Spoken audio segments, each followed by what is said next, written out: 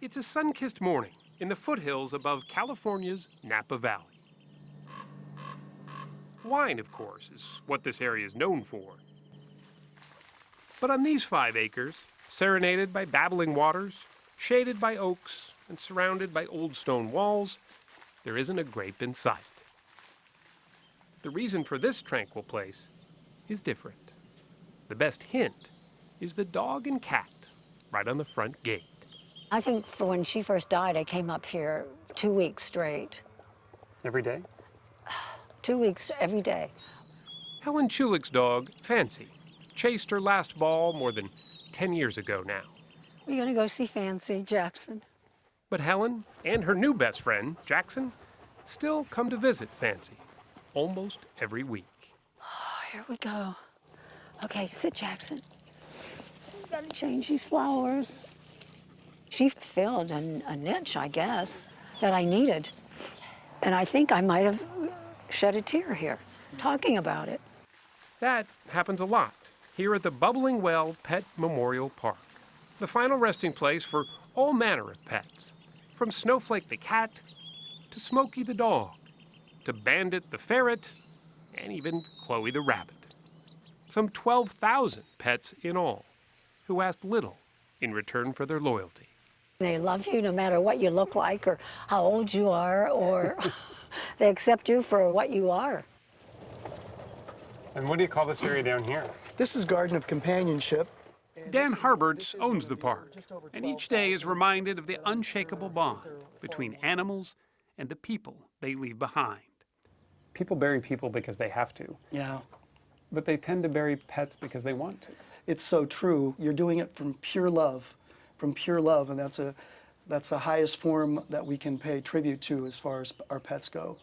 His father, Cal, started Bubbling Well 44 years ago, back when the idea of a pet cemetery raised more than a few eyebrows. My father called me up and he said, "Son, I'm going to start a pet cemetery." And I said, "Dad, I don't know that that's the best idea." And, Because why? But well, in those days, I mean, it was a joke and it was taken such. It was such a unique idea, filmmaker Errol Morris decided to make a documentary about it. He called it Gates of Heaven, and it became a cult classic.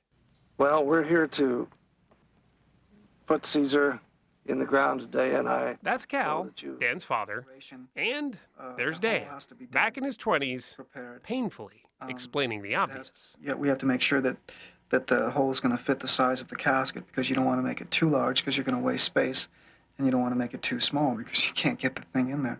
Did you get some notoriety from it when it Oh yeah, happened? oh yeah. Not particularly wanted? Do we really want to talk about that? Dan has certainly changed, and so has the park. But the sentiment behind his dad's dream remains exactly the same. What we do here, I think, is very important, and I see myself doing this probably for the rest of my life. Burials here start around $800. There are an estimated 750 pet cemeteries nationwide, and in many, like here, the graves are attended to with a care that's sometimes not even afforded human cemeteries. There's a dignity in it. A dignity, to be sure, yeah, yeah. He pauses to think about his own dog, Boo, whose ashes are here as well. And he thinks of the countless people he's met over the years, grieving a loss and asking the same question many pet owners do. Just where do they go when they're gone? What most will agree is that a pet's devotion comes from its spirit, not its body. And in that, for Helen Chulick at least, there is reason to believe. Well, we'll get together. If there's a heaven, our pets will be with us, there's no doubt. Come on. Come on, Jackson.